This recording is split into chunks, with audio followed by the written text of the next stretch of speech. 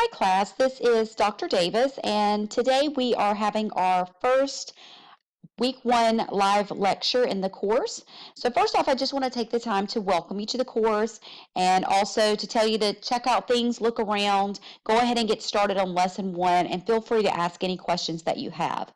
So for our first live lecture, I always just simply send out a recording for our first live lecture because we're all getting acclimated to the course and we're all just trying to find out where things are and how things operate. So with that being said, I feel like it takes a lot of stress off my students to have the first live lecture as something that they can view, in their own time. So, don't have to worry about meeting at a specific time or anything like that. Now, I will say this, throughout the course, I'm really big about always recording the lectures. So there will always be a live lecture recording sent out for those that are unable to make the live lecture date and time because it's impossible to choose a day and time that works for everyone, but we do have the course poll in the course, so feel free to take that. But again, if you just can't make it to the regular live lectures, the time, the day doesn't work for you, whatever it is, feel free to always just watch the recorded version. It's really just not a big deal, guys, as long as you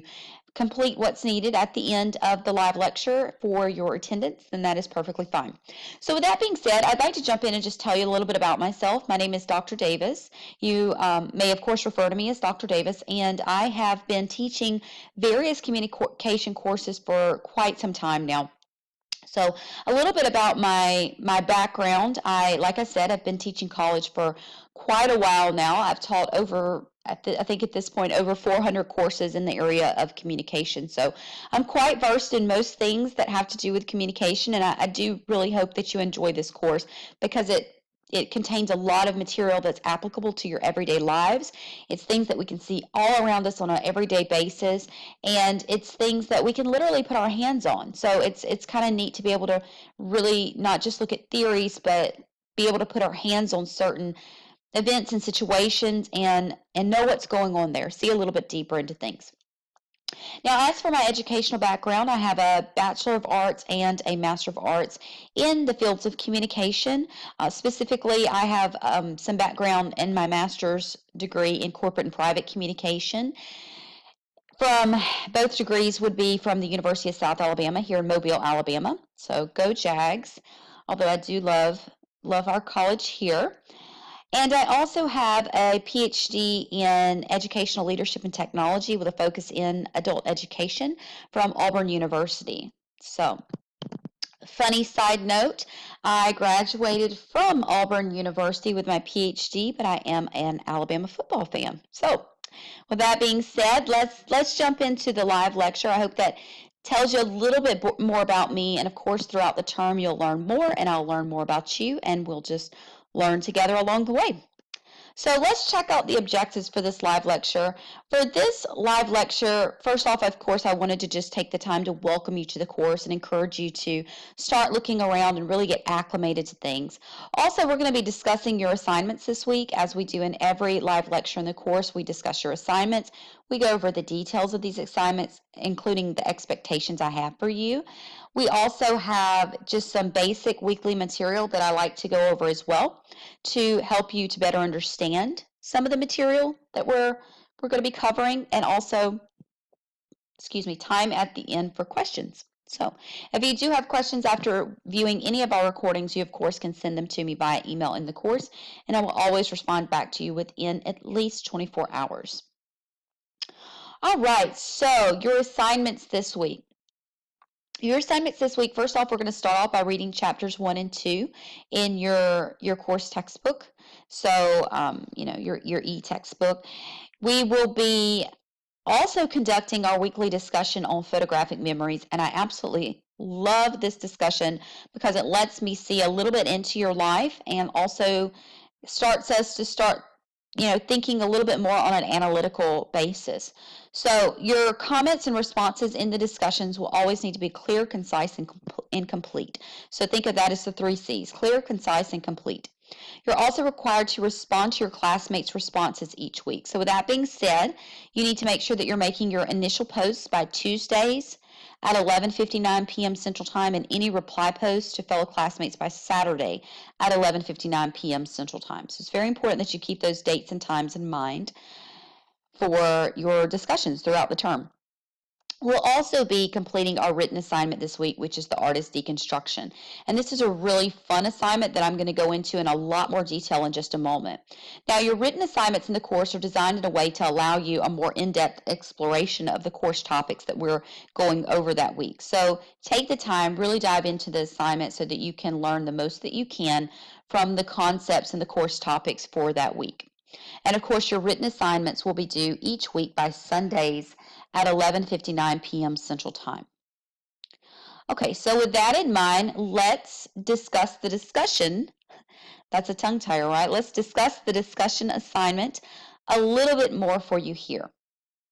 Okay, so photography really provides us a means of capturing moments in time, and I love that about photography. And in fact, I'm just a huge fan of photography. I definitely would label myself as a novice when it comes to photography as far as my skill set goes, but I do very much enjoy photography because it allows us to capture those moments in time, those memories that we might otherwise have fade. So photos help us to remember not only the visual images within a situation, but also the events that surrounded that photo that we took.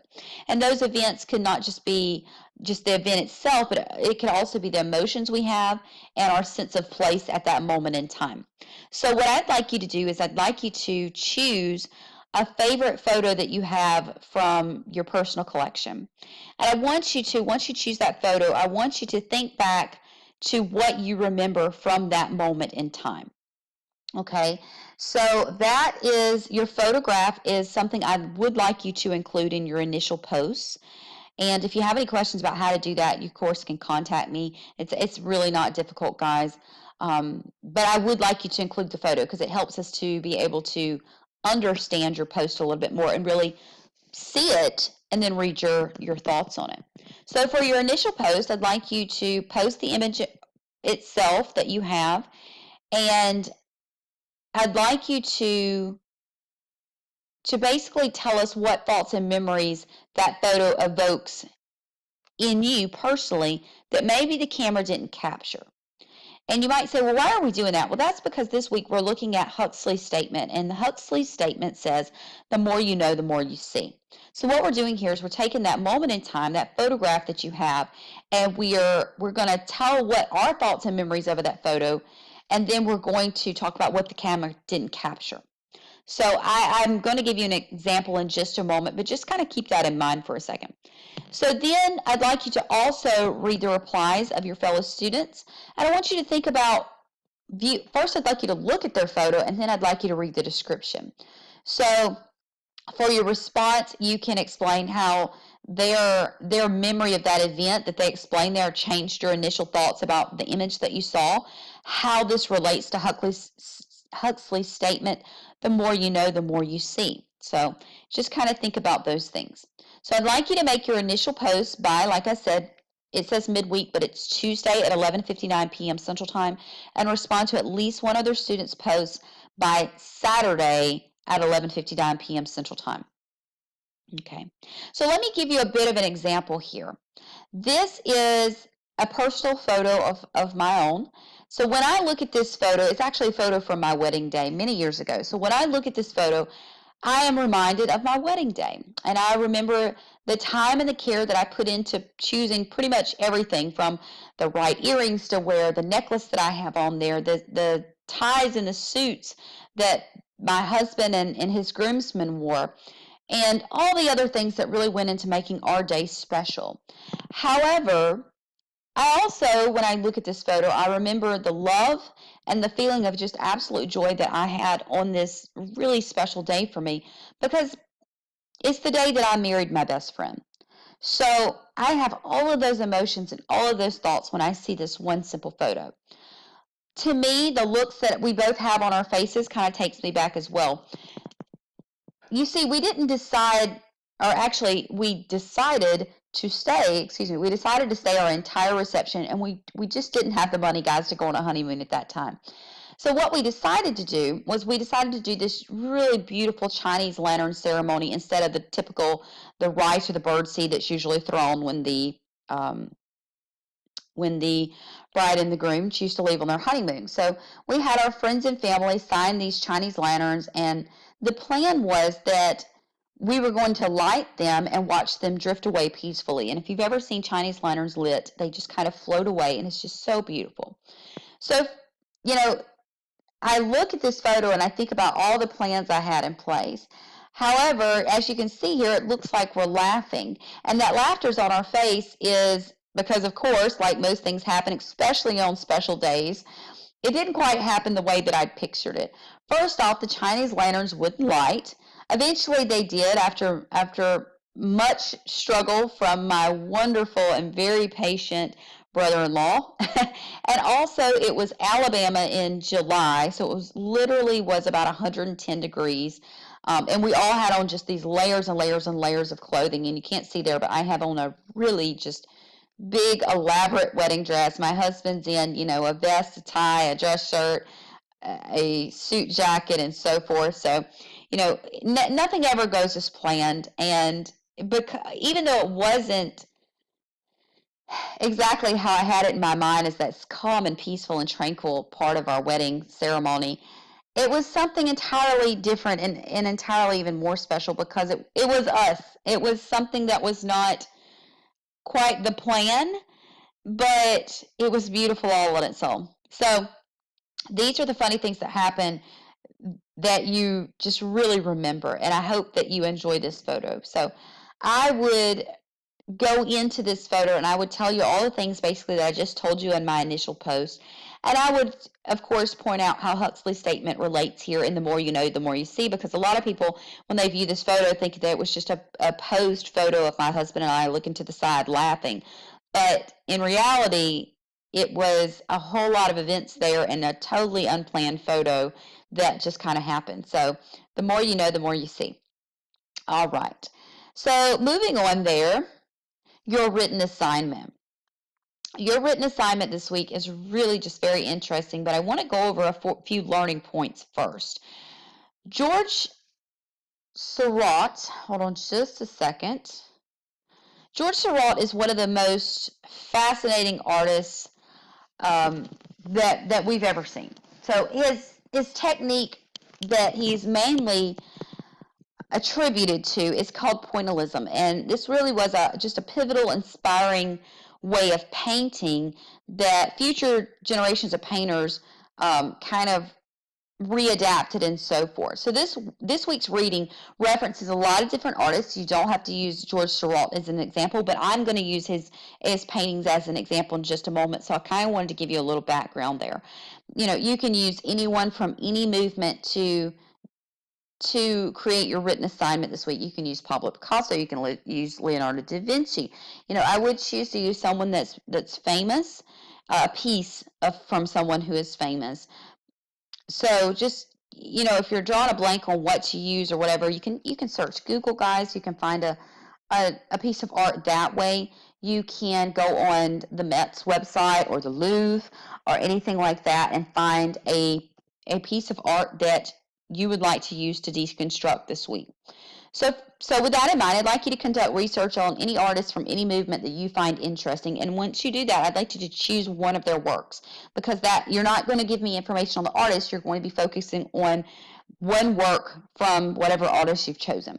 And with that being said, once you choose the work of art you'd like to focus on, I'd like you to analyze this work of art using the 4 visual cues from your readings this week.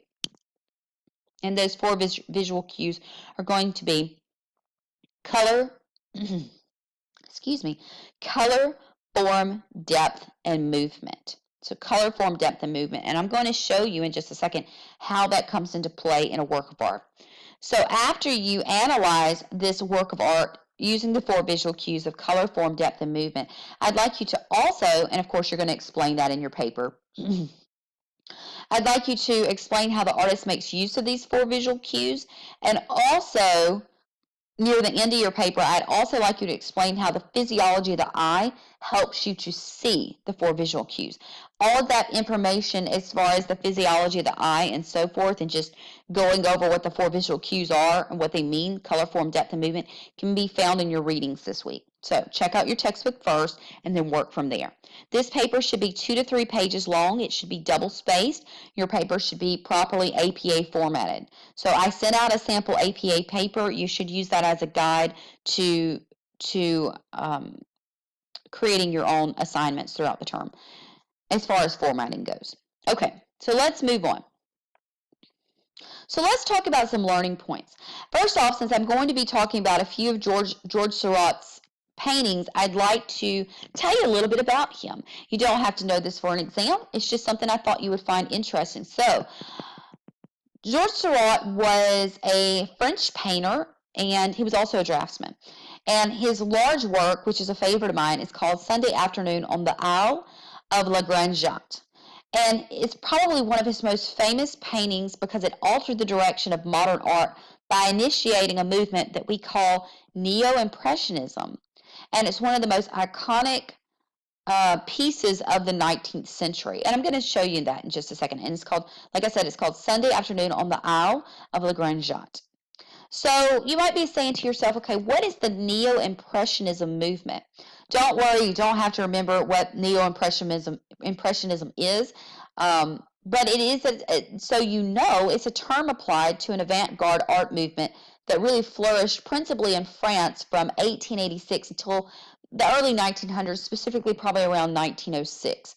So it was led by the example of George Seurat, who often, basically, they just renounced the random spontaneity that was Impressionism before them in favor of a more measured painting technique that was grounded in science and the study of optics. So that's why we're talking about the physiology of the eye this week too.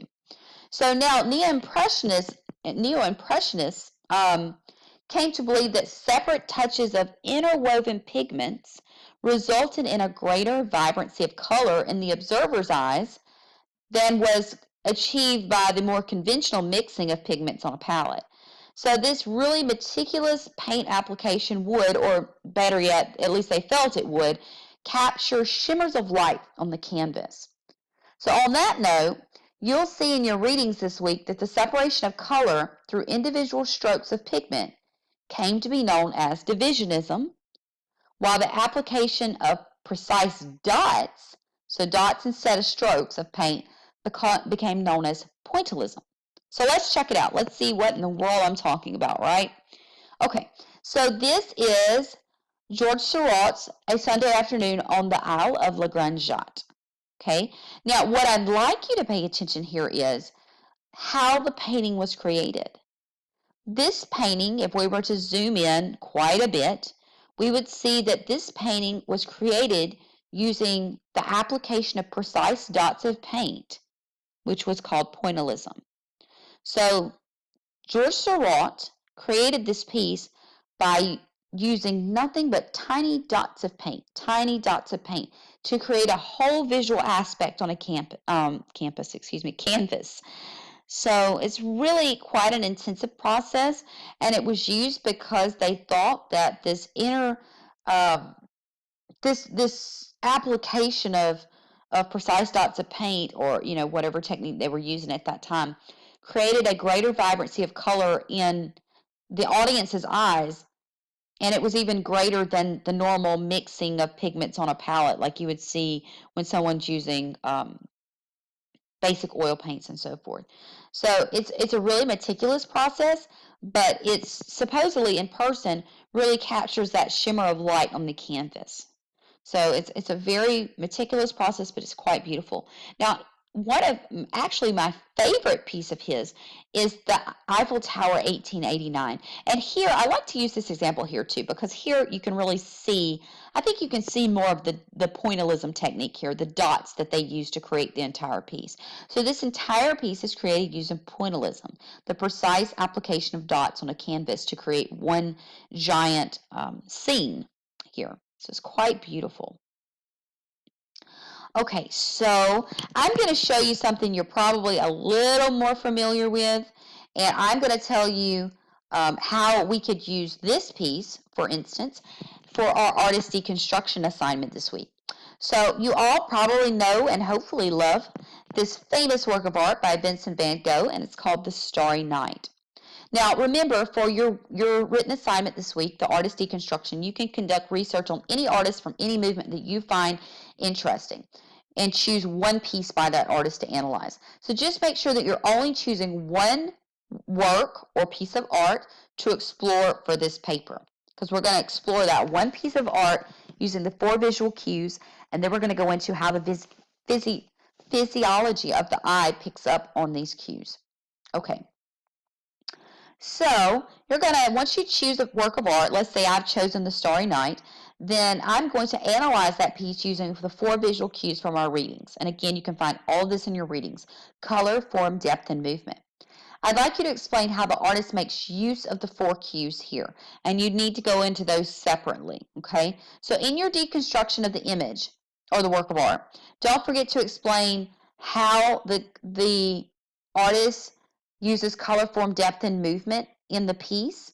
And also don't forget to include, or also explain, better yet, how the physiology of the eye helps you to see these 4 visual cues. So let me give you a great example here. I'd like you to look at this piece. Now I'd like you to notice the use of colors here. For Starry Night, Van Gogh uses stark color contrasts. The cool, saturated, different shades of blues here, and greens actually as well. The saturated blues and the greens of the sky and the landscape are quite opposite to the warm, saturated yellows and oranges of the moon and the stars that are all at the top of this piece here. And that contrast, that color contrast, is creating a visual intensity. It almost looks like the night sky is a battlefield if you look at it. You know, you've got these warm yellows and oranges, and you've got these cool blues and greens right there. Now, as far as, so that would be color, and of course I'd go into that in a lot more detail. For form, I'd like you to remember that the form of a piece comes together in the brain as a response to 3 different forms, okay? Forms can be dots, lines, and shapes. So I'd like you to notice how the technique used here helps to unify this piece in terms of dots and lines and shapes. So we can really dissect this piece and talk about the dots, the lines, and the shapes, and how it all comes together to unify one scene or one work of art. Now I'd like you to look at depth. So okay, to the left of the painting, you can see this massive dark structure that helps to create a sense of size, and I often think a sense of isolation in the piece. So this structure really is quite large and magnificent when it's compared to the scale of the other objects in the painting. So you can see the curved lines mirror that of the sky, and they help to create a sensation of depth in the painting. Now, this structure to the left, this large, magnificent, huge structure, whatever it might be, also allows the viewer to interpret what it is, because there's no label, there's no clear understanding of what that structure is. So I've heard different theories as to it could be a mountain to a really up close leafy bush. And that's all up to your interpretation there, which is kind of fun, actually. So there's often other theories of what this can be too, but that's just a few different options. So, but you can see how, let's say for instance this is a bush, then the bush would be very close to us and the town very far away, and it creates that sense of depth there because the town looks almost tiny compared to this large bush that's right in front of us. All right, so let's talk about movement. Below the rolling hills of the horizon lies that small town that I just mentioned. To me, I think there's a really peaceful essence flowing from the structures down there. It just looks like a really peaceful small town at night. Perhaps it's the cool dark colors and the fiery windows, you know, down there that really can spark different memories for us. For instance, it could remind us of our warm childhood years. You know, it could fill us with imagination as to what exists in the night and the dark and in the starry sky here. So we can also see the center point of the town is a large steeple. And let me see if I can point that out for you here. It's the large steeple right here, okay? And the center point, so the center point of the town is this tall steeple of a church, and it really just reigns largely over the smaller buildings below here. So this steeple casts down, for me at least, I think it casts down a sense of stability onto the town. And it also creates a sense of size and seclusion as well. So as you can see, I just use color, form, depth, and movement to describe what's going on in this piece as a whole. Now, again, you can find so much more information on this in your textbook readings this week, but hopefully that'll get you started into thinking about how to analyze the work of art that you've chosen. So hopefully this will help you with your own thoughts this week on your written assignment. Just don't forget to analyze the piece that you've chosen using the 4 visual cues from our readings, which are color, form, depth, and movement. I'd also make sure to explain how the artist makes sense of these 4 cues. And then, of course, don't forget to explain how the physiology of the eye helps you to see the 4 visual cues. All right, so your rubric. Your rubric for the written assignment is as stated below. The image is thoroughly analyzed in regards to each of the 4 visual cues. That'll be 70 points of your score. The paper addresses how the physiology of the eye helps to interpret the 4 visual cues. That'll be 20 points of your score. Proper spelling, grammar, and language are used. The paper adheres to length requirements and also the APA standards will be 10 points of your score for a total of 100 points. All right, so with that in mind, each week for our live lectures, because most of you, if not all of you, generally watch the recorded version, which is perfectly fine, guys, really. I always provide a code word for you to email me once you've viewed the live lecture in its entirety.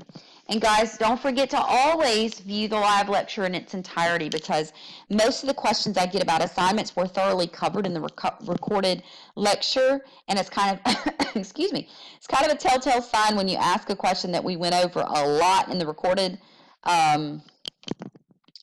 lecture.